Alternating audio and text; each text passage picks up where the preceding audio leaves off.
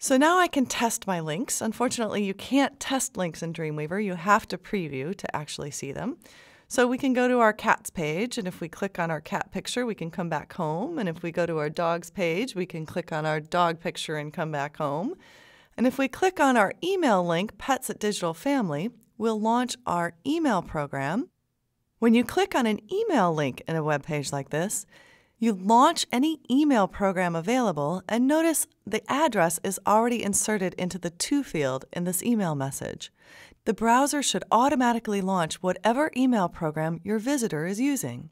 If your visitor uses a program like Outlook, which is launching here, then an email message will be opened and the address will automatically be inserted into the To line. If your visitor uses a different program, maybe Eudora or another email program, then that program should be launched.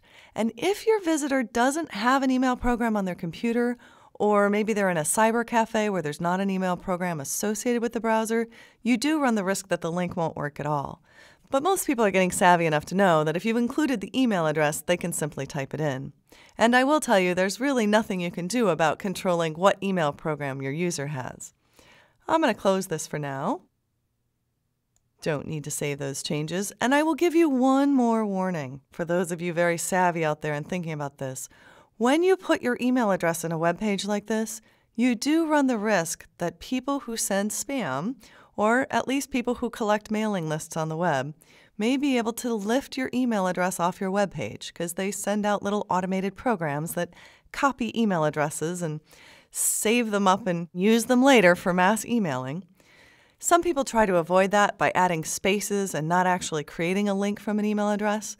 There are some other tricks to protecting email addresses, some of which we'll get into later in this series, but I didn't want to show you how to create an email link without at least warning you that that can be one of the consequences of setting up an email link on a web page. The last link we created was a link to another website, so let's test how that works. When I click on this image, I should go to iStockPhoto.com. Now, of course, you have to be online for an external link like this to work. So if you've linked to another website and you're not connected to the internet when you test the page, then you won't be able to bring up that link.